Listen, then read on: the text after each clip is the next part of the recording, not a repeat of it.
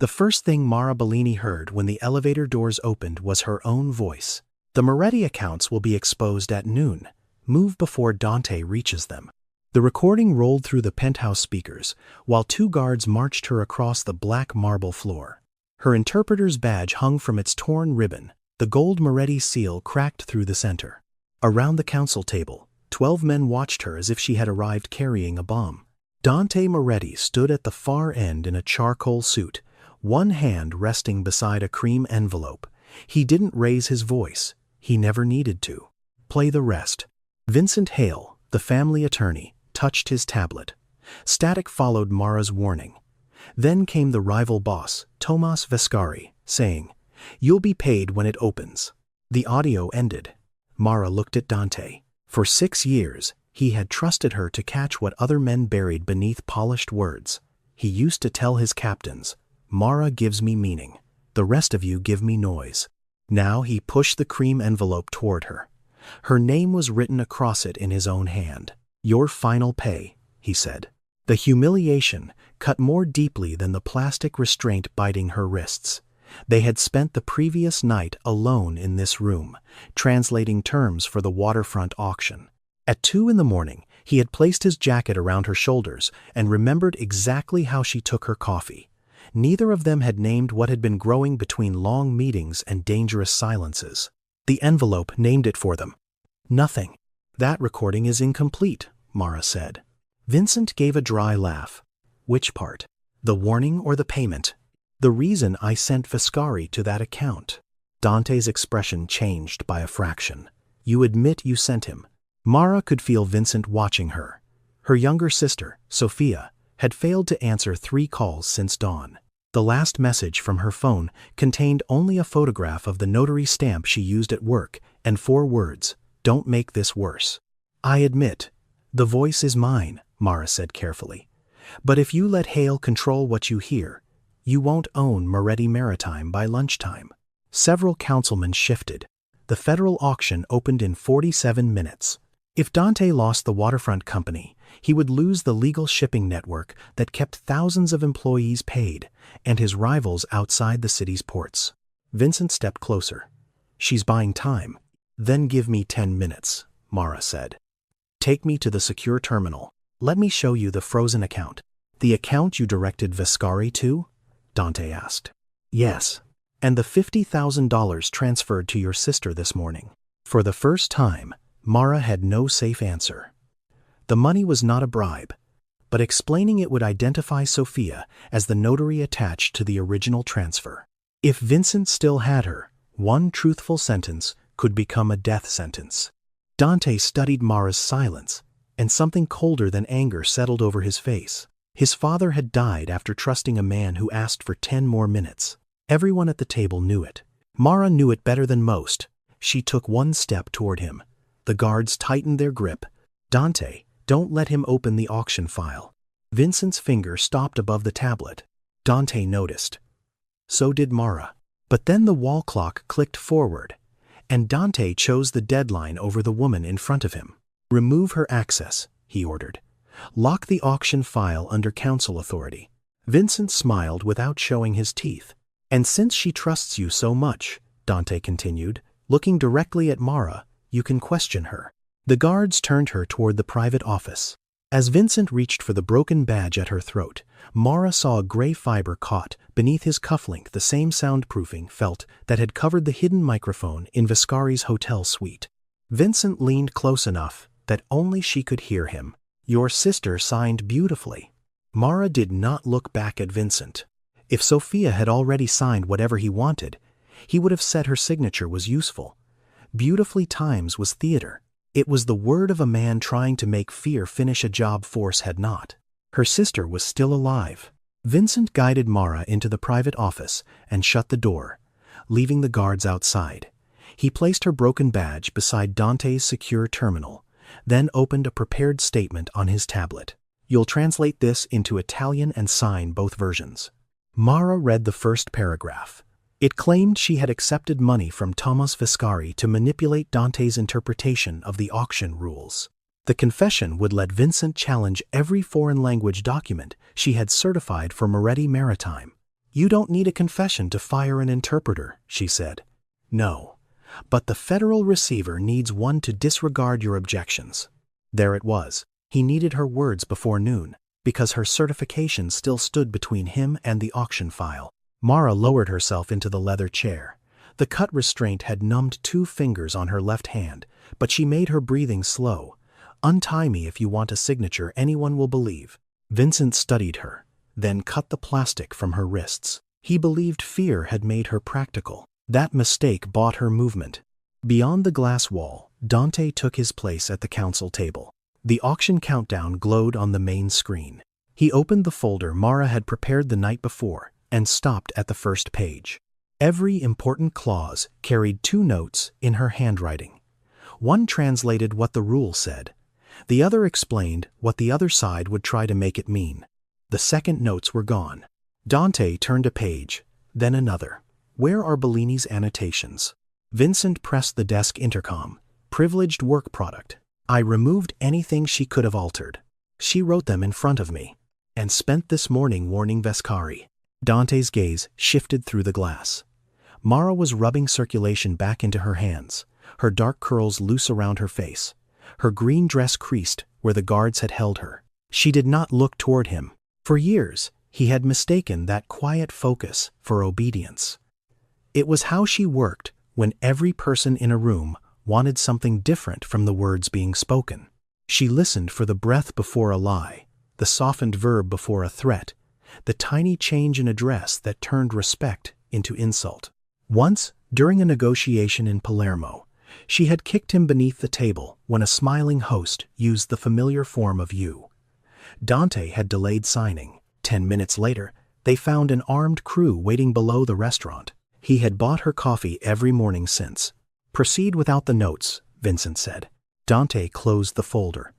I decide what I can proceed without. Inside the office, Mara heard him through the intercom.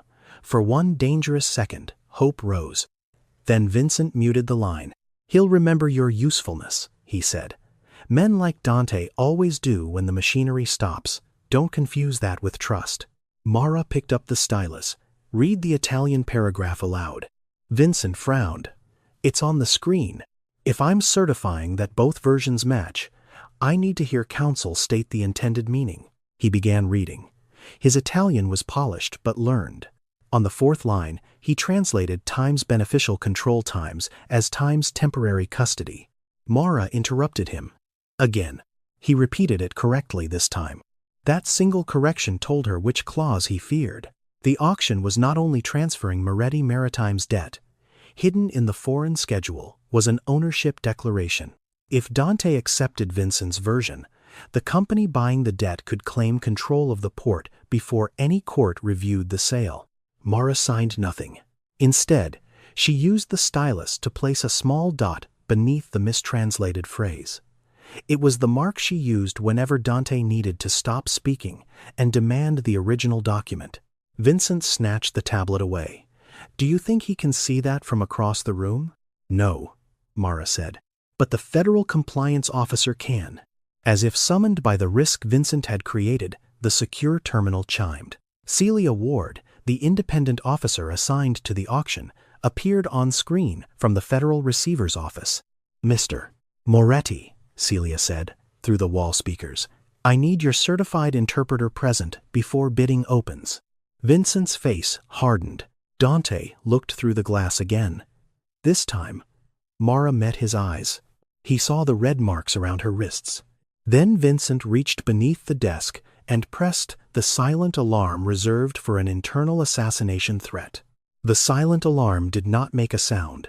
It turned every light in the penthouse red. The office door opened at once. 4 guards entered with their weapons drawn, 2 aiming at Mara and 2 searching the room. Internal threat protocol, Vincent said. She attempted to corrupt the auction terminal. With a dot? Mara asked. Dante crossed the council room before the guards could pull her from the chair. His gaze went first to the tablet, then to her empty hands. Lower the weapons. Dante, Vincent warned. The protocol requires... I wrote the protocol. The guns lowered. Dante took the tablet from Vincent and saw the small mark beneath the disputed phrase. He recognized it immediately. This means stop. Mara held his gaze. It has always meant stop. For a moment, the room carried a memory neither of them could afford. In Palermo, that mark had been drawn on a napkin beneath Dante's hand. Later, in Montreal, she had placed it beside one sentence that would have surrendered his right to inspect a warehouse. He had never ignored it before. Vincent stepped between them.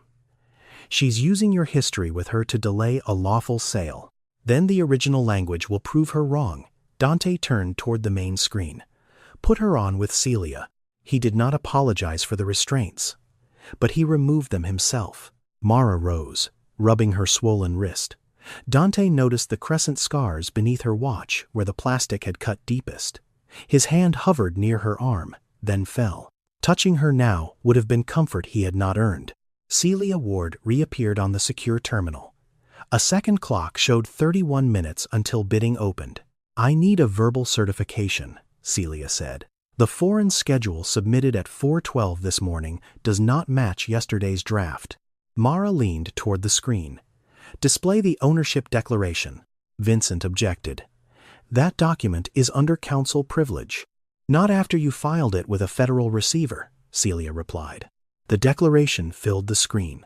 Mara read the Italian text once. The wording was familiar not because she had seen that page before, but because whoever drafted it had copied a sentence from the Moretti-Vescari peace escrow she had translated 3 years earlier. At first, she had assumed the repeated phrase was lazy legal work. She had tested that innocent explanation before dawn by searching the public filing index. The same phrase appeared in only one other place. The charter of North Key Holdings, the company positioned to buy Moretti Maritime's debt. Now she saw Sophia's notary seal beneath it. Celia, compare the seal time with the upload time. Celia checked. They're identical. They can't be. My sister's notary system holds each seal for a verification cycle before release. The filing should be at least 90 seconds later. The matching times meant the seal image had been inserted into a document already waiting inside the receiver's portal. Sophia might have been forced to validate it, but she had not created the filing. Dante looked at Vincent. Who had portal access before 4:12? My staff, the receiver's staff, and Bellini, Vincent answered smoothly. My access was removed at midnight, Mara said. Vincent tapped the audit panel. Her name appeared beside a login at 4:11. The lie was clean enough to look true. Mara felt the room close around her. Celia, freeze the bidding and call Sophia from a verified number. I can delay for a document conflict, Celia said, but I can't suspend the auction without a sworn challenge or proof of compromised access. My sister is the proof. Your sister received $50,000 this morning, Vincent said, and now she's missing. Dante's face hardened again. The explanation Mara needed was trapped behind Sophia's life. She could tell him Vincent had threatened her, but without knowing where Sophia was held, the accusation would make Vincent move or kill her. Celia adjusted her headset. A participant is requesting early access. Tomas Viscari appeared on the screen from a private banking room. He pressed his thumb to a glass reader, and a frozen account opened beside his image. Dante stared at Mara. You sent him there. Because your family no longer has the second key. What's inside? The transaction history that proves who funded North Key. Vincent's phone vibrated. Mara saw the satisfaction he hid as he read the message. A second later, her own phone lit up on the evidence table.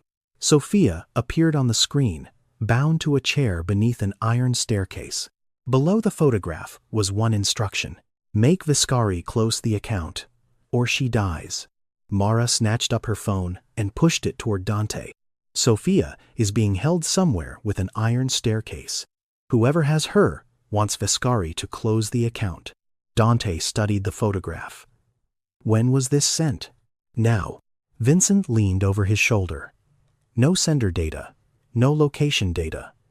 Her sister has $50,000, and both women are missing from their homes. This could be staged. Mara pointed at the screen. Those are restraints around her ankles. Or props. Dante handed the phone to his security captain. Trace it. The message passed through 3 relays, the captain said after checking. We'll need time.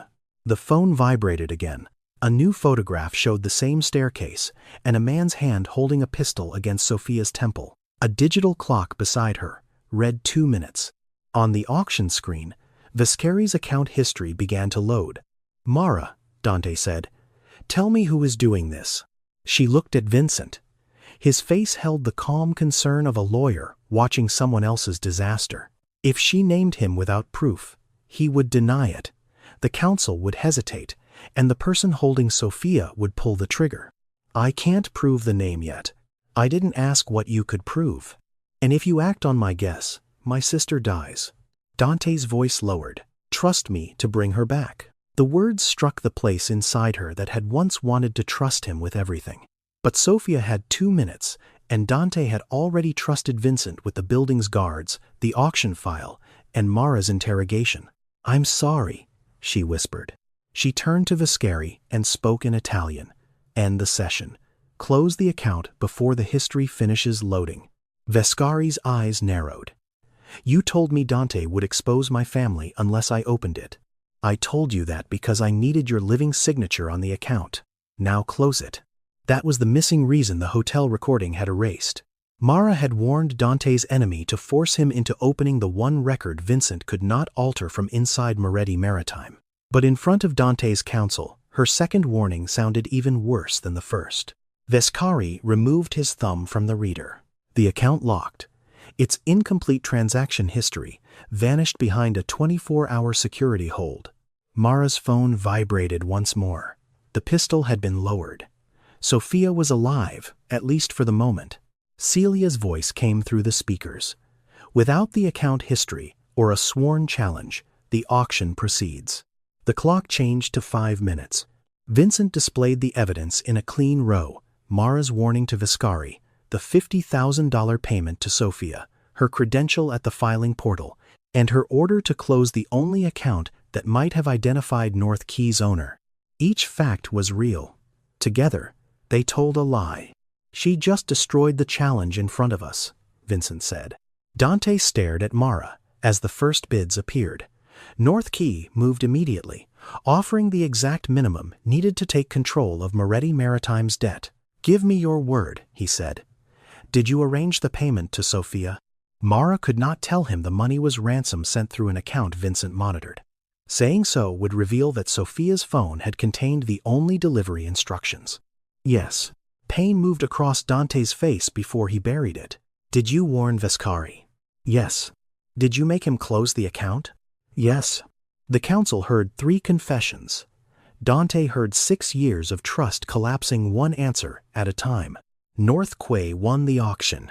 The room went silent as control of Moretti Maritime's debt transferred to the unknown buyer, subject only to final confirmation at the public receiver hearing the next evening.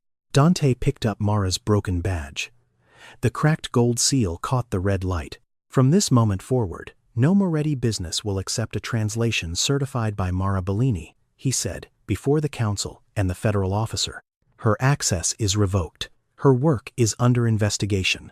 Mara had imagined losing her job. She had not imagined Dante erasing her voice. He placed the badge inside the cream envelope with her final pay. "Take her to the East River safe house," he told the guards.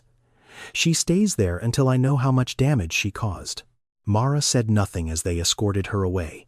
Dante did not look at her again. 20 minutes later, the armored car passed the turn for East River. Mara leaned forward. "You missed the exit." The guard beside her locked the interior doors. "Mr. Hale changed your destination."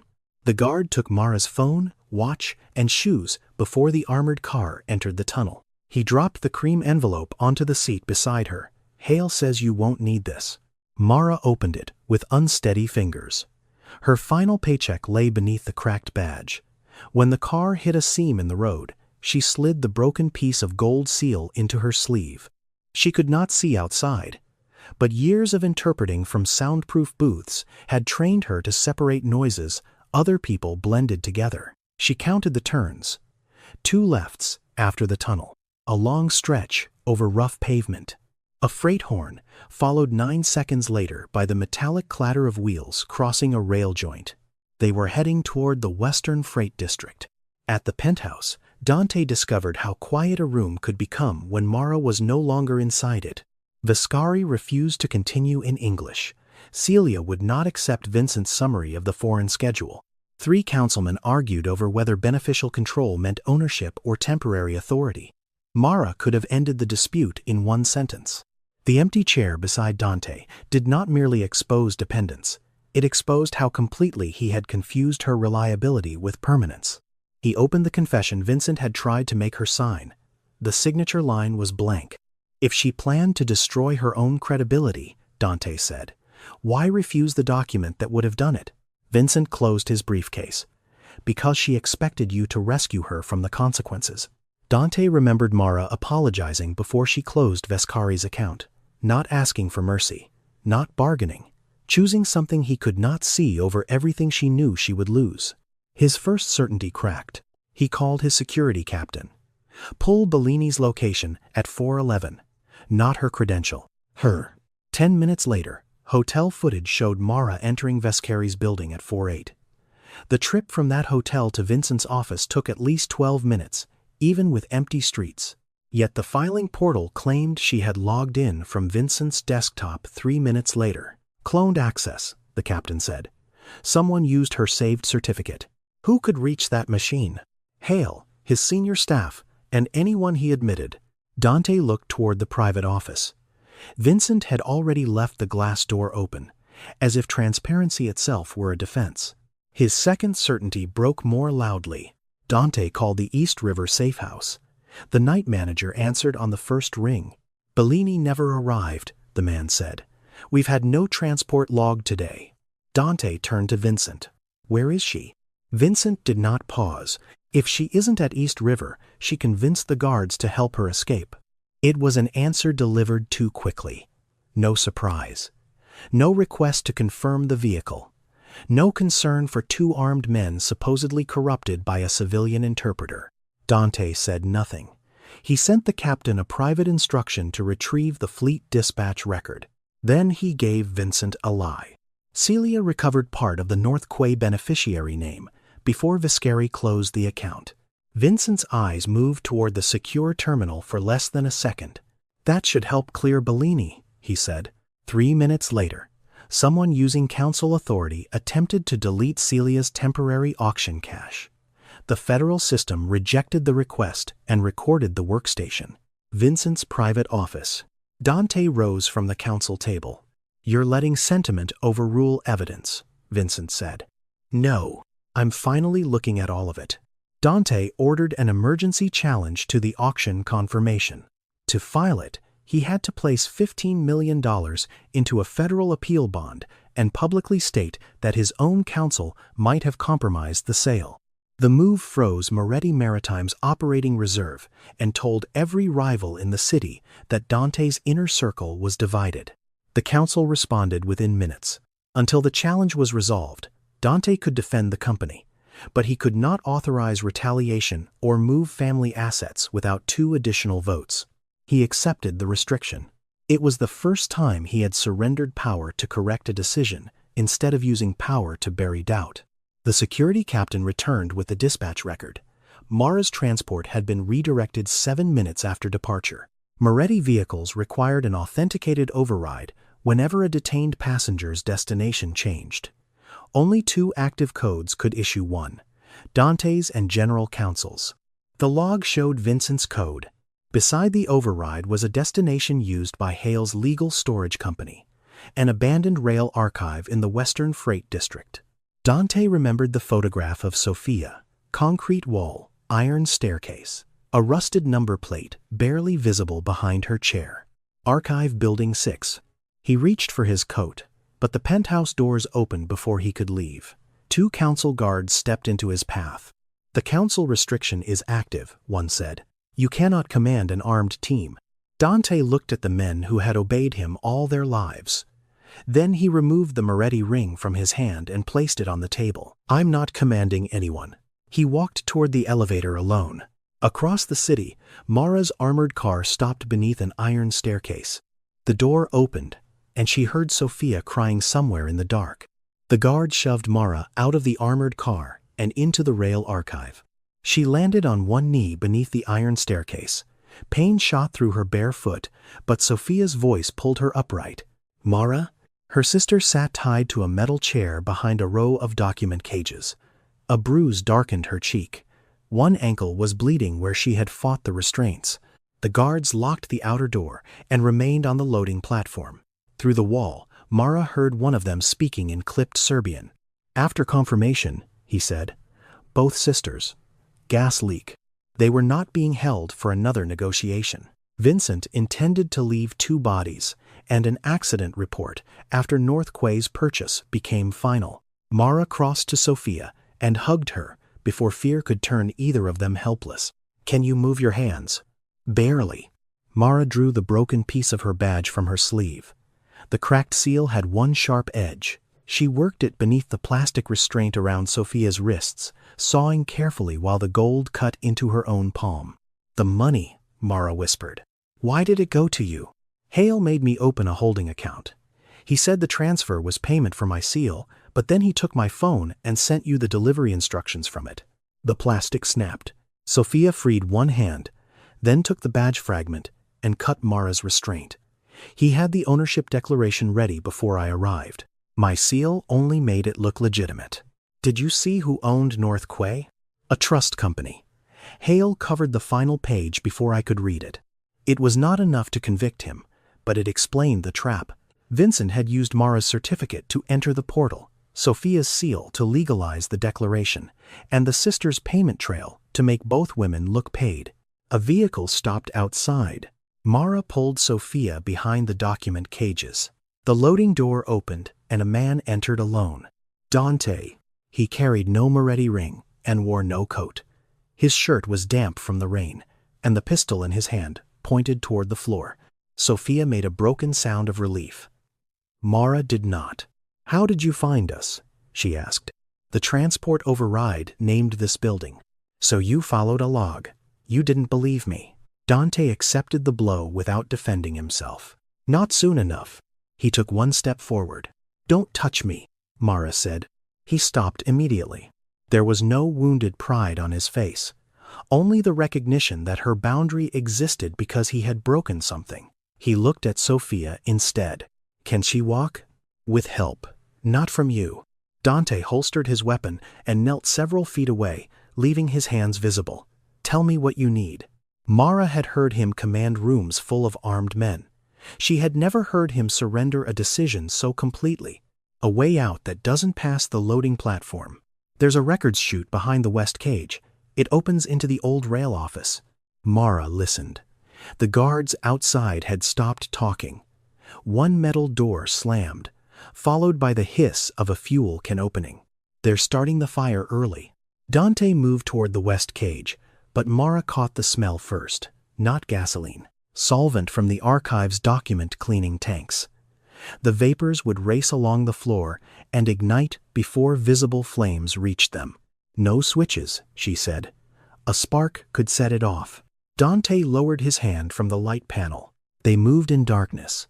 Mara supported Sophia, while Dante forced the rusted records chute open with a steel shelf brace. The gap was narrow. Sophia could crawl through, but Mara's curvy frame would not fit without the lower rail being removed. "Go with her," Mara told Dante. "No, that wasn't a request." "Then my answer is still no." The old Dante would have ended the argument by taking control. This one looked at the bolts, then handed Mara the brace. "You understand leverage better than I do. Tell me where to push." Mara set the brace beneath the weakened lower rail. Dante applied his strength where she directed. The bolt tore free just as orange light appeared beneath the loading door. Sophia crawled through first. Mara followed, cutting her forearm on the jagged frame. Dante came last and pulled the chute closed behind them. They emerged inside a narrow rail office as smoke filled the archive. The exterior door had been chained, but an emergency window opened toward the tracks. Dante broke the glass with his elbow, then waited for Mara's permission before lifting Sophia through. The guards saw them as Mara climbed out. A shot struck the brick above her head.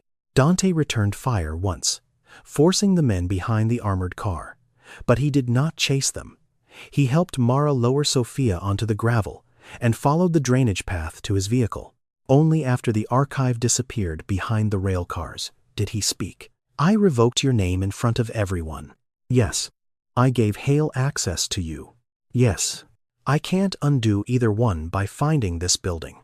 Mara pressed her bleeding forearm against her dress. No, you can't. Dante passed her the car keys. Then you decide where we go. Mara looked at the man who had once expected trust as obedience. She did not forgive him. But the public confirmation hearing was less than a day away, and Vincent still believed both sisters would die in the fire. She closed her hand around the keys. We're going to let him keep believing that. Mara drove to the federal receiver's medical annex because it was the only place Vincent could not enter through Moretti authority.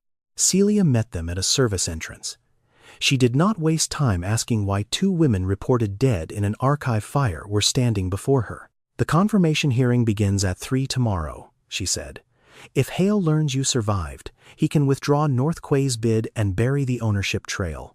Then he learns nothing, Mara replied. A nurse treated Sophia's ankle and closed the cut on Mara's forearm with 6 stitches. Dante remained outside the examination room until Mara invited him into the secured conference office. He took the chair farthest from her. Celia displayed the evidence they had. Mara's credential had been used from Vincent's workstation while hotel footage placed her across town. Vincent's council code had redirected the armored car.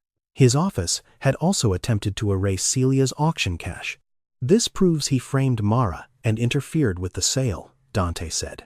It proves someone with access to his office and code did, Celia corrected. His attorneys will blame a staff member. Sophia rested her injured ankle on a second chair. My notary journal can prove the ownership declaration was already complete when Hale forced me to seal it. Where is it? Mara asked. My office. The system prints a numbered counterfoil before every seal. Hale took the digital copy, but he didn't know the paper strip drops into the locked journal drawer.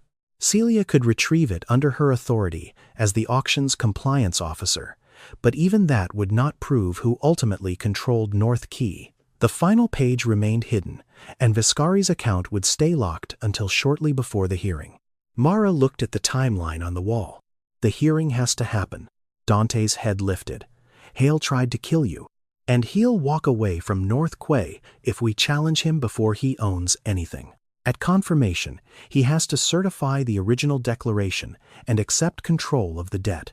That's when the lie becomes his. The old instinct to protect her through command appeared in Dante's face. He buried it before it became words.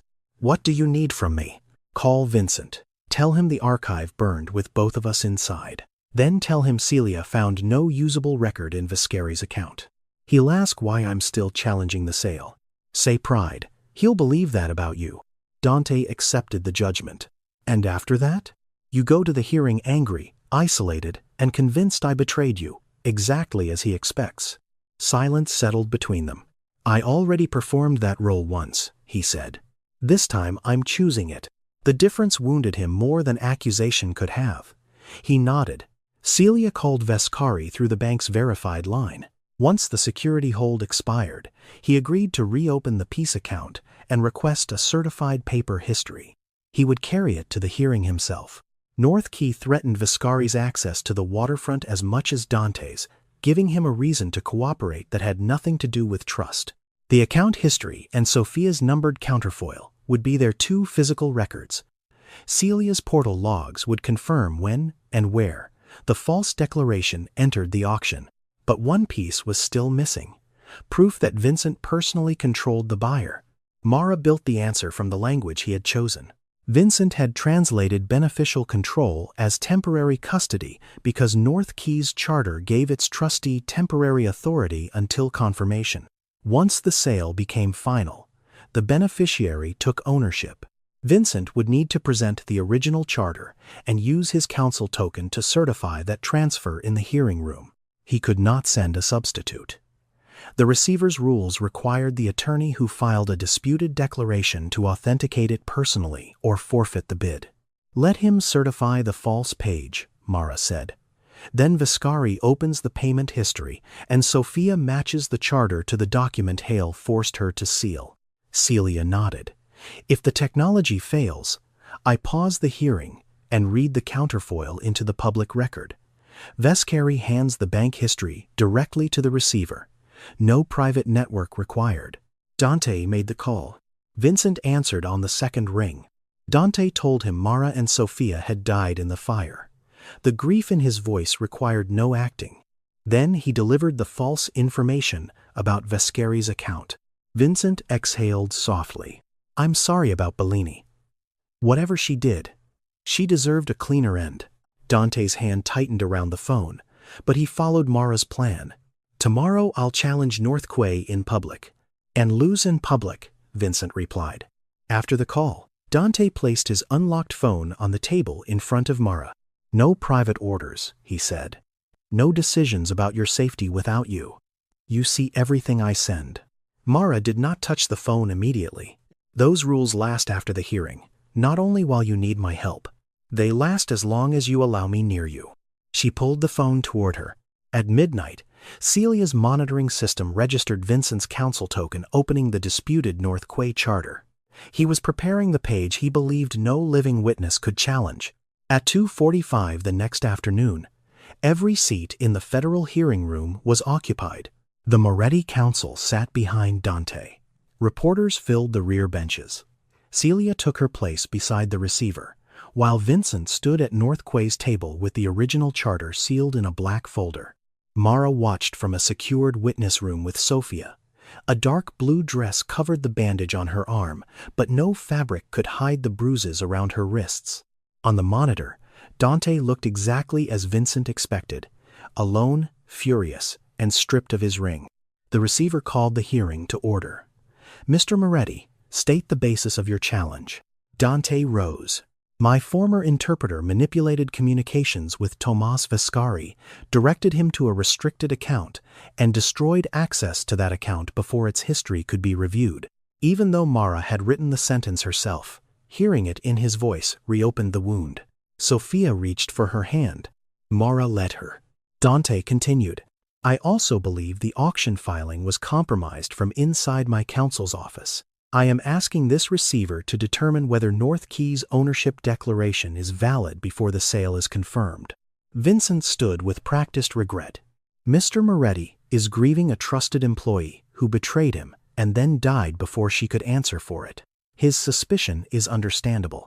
It is not evidence. Lubby, lubby, lubby, lubby, lubby, lubby, lubby. He played Mara's hotel recording. Once again, the room heard her warning Vescari that Dante would expose his family. Once again, the missing explanation had been cut away. Vincent displayed the $50,000 transfer, her credential in the filing portal, and the final order that made Vescari close the account. Mara watched the reporters write down the word traitor. The plan required Dante not to defend her yet. It still cost him something to remain silent. Celia placed Sofia's numbered counterfoil before the receiver.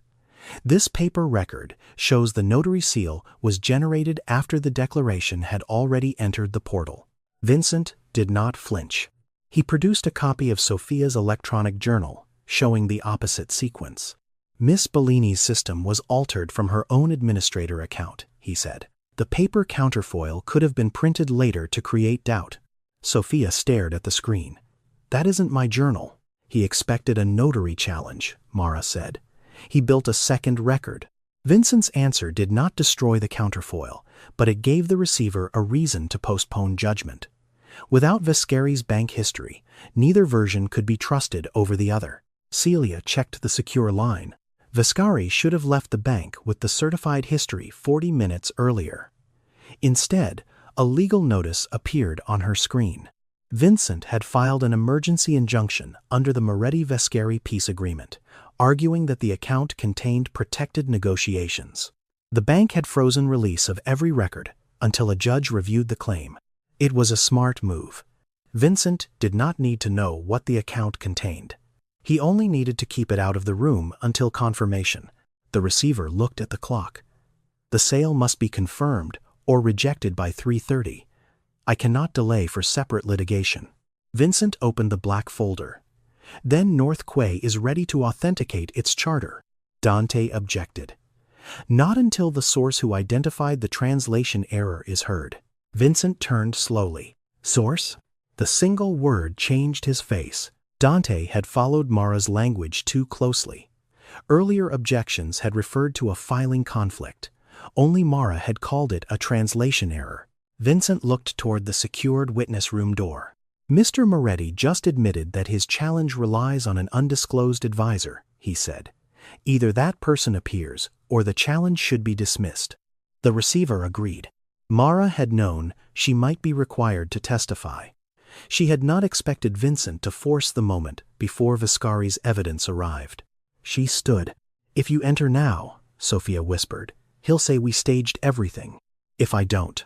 North Key takes the port. Mara opened the door. The hearing room fell silent as she walked down the center aisle. Dante did not move toward her. That restraint was the only way he could honor the plan now. Vincent recovered from his shock quickly. A remarkable resurrection, he said. Miss Bellini closes the only account that could clear her, disappears from authorized transport, and returns when her employer needs a witness. Mara took the witness chair and raised her bandaged arm. Your counsel code changed my destination. The men at your archive tied up my sister and tried to burn us alive.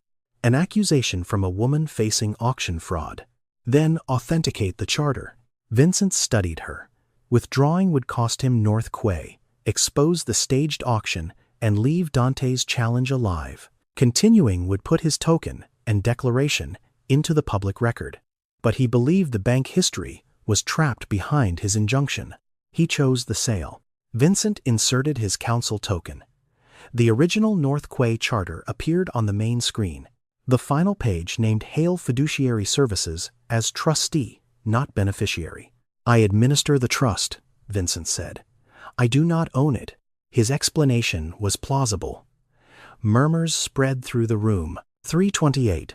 Celia's secure line remained empty. The receiver turned to Mara. Without the bank record, can you prove Mr. Hale is the beneficiary?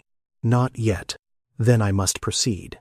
Vincent placed his hand on the charter and gave the certification the rules required. As filing counsel and authorized trustee, I accept beneficial ownership of the Moretti Maritime debt on behalf of North Key Holdings. The receiver's system recorded his voice, token, and signature. For the first time that day, Mara smiled. Thank you, she said. That was the part we needed you to say. Vincent's smile disappeared. A trustee accepts assets for a beneficiary every day, he said. My wording proves nothing. Then let's define the beneficiary, Mara replied. She asked the receiver to replay Vincent's certification. His voice filled the hearing room again. I accept beneficial ownership of the Moretti Maritime debt on behalf of North Quay Holdings. Mara pointed to the charter on the main screen. The Italian schedule says temporary custody. You translated it that way yourself. But under oath, you just accepted beneficial ownership. Those are not the same thing. Vincent recovered quickly. An interpreter's opinion does not change trust law. No. But it changes your injunction. Mara turned to the receiver. Mr. Hale blocked Viscari's account by claiming it contained private negotiations between the Moretti and Viscari families. North Key was not part of that agreement. Now he has certified that North Quay holds a beneficial interest in those transactions. The bank can release the North Quay payment lines without exposing anything else. Celia had already prepared the narrow order. The receiver read it, signed it, and sent it through the secure line. At 3:29, the bank released 6 certified entries from the frozen account. They appeared on the screen in plain language. North Key's opening capital had come from Vincent Hale's personal settlement account. North Key had then sent $50,000 to Sophia's holding account. A second payment had gone to Hale Legal Storage 3 hours before Mara's transport was redirected to the company's rail archive. Vincent rose. Trustees advance funds for clients. My employees could have misused those accounts. It was the best answer available to him. Mara had expected it. She placed Sophia's numbered counterfoil beneath the document camera. This was printed before my sister's seal entered the auction portal. It proves the declaration was complete before she was forced to notarize it. Celia's portal log shows the same declaration entering from your workstation under my stolen certificate. A staff member had access. A staff member didn't receive Dante's private lie. The room became still. Mara explained that Dante had told only Vincent that the bank account contained no usable record. Minutes after that conversation, Vincent opened the disputed charter with his personal counsel token and prepared the final page. He had acted because he believed the only witnesses were dead and the only bank record was empty. Celia added the last corroborating fact. The same counsel code redirected Mara's transport. That override could only be issued by Mr. Moretti or General Counsel. Mr. Moretti's code was inactive under the counsel restriction. Vincent looked toward Dante. You fed me false information. Mara did, Dante said. I followed her instructions. The distinction mattered. The trap had not been Dante's rescue of an innocent employee. It was Mara's answer to the man who had weaponized her voice. Vincent pulled his counsel token from the terminal. North Key withdraws its bid. It was his contingency. Abandon the company before the receiver could confirm the sale, leave the debt unresolved, and argue later that no fraudulent transfer had been completed. Mara shook her head. You cannot withdraw what you accepted. His recorded certification had transferred beneficial control, subject to the receiver's final approval. Withdrawal now required the receiver to unwind the transfer publicly, preserving the charter, token record, and payment history instead of letting Vincent destroy them through the shell company. The receiver rejected North Quay's bid, froze its auction deposit, and referred the records for criminal investigation. Federal security closed the hearing room doors and instructed Vincent to surrender his devices for preservation. He did not reach for a weapon. He reached for the one thing that had protected him his entire career. I want counsel. So did I, Mara said. You gave me yourself. Vincent was escorted to a secured interview room while his attorneys were contacted. The reporters who had written traitor crossed out the word. The receiver formally voided the ownership declaration and restored Moretti Maritime's debt to its pre-auction state. Dante's appeal bond remained frozen until the investigation ended, but Vincent had not taken the port. Then Dante rose before the counsel, the receiver, and every camera in the room.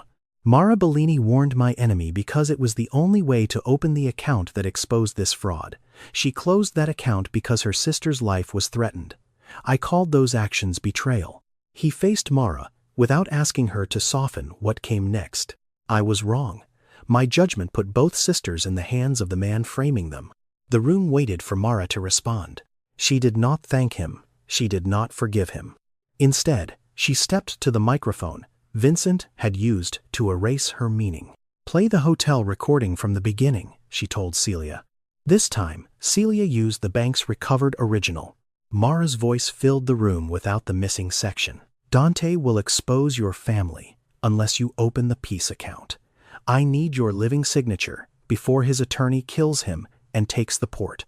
For the first time, everyone heard why she had warned his enemy. 6 weeks later, the Moretti counsel returned to the same penthouse where Mara had first heard the edited recording. This time, she entered without guards. Vincent remained in federal custody, awaiting trial on charges tied to auction fraud, witness tampering, kidnapping, and the archive fire. His 2 contractors had been identified through payments from Hale Legal Storage and arrested after one tried to cross the border. North Quay's assets were frozen. Moretti Maritime's debt had been returned to its original lenders under court supervision, and Dante's appeal bond was released. Sophia's notary authority was restored after Celia submitted the original counterfoil and portal records. She chose to reopen her office in another city. Mara chose something larger. Her new interpreting firm occupied 2 bright rooms above a bookstore. It served hospitals, courts, immigrant families, and international companies. Moretti business was only one client. Under a contract Mara could end at any time. Dante stood before the counsel and the same reporters who had witnessed her humiliation. I revoked Mara Bellini's professional standing without a fair review, he said. Every Moretti record questioning her certifications is withdrawn. Every client who received that accusation has received a written correction signed by me.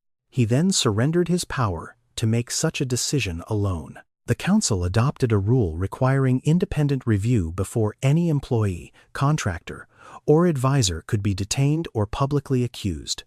Dante gave up an authority his father and grandfather had treated as sacred. It did not undo what happened. It made repeating it harder.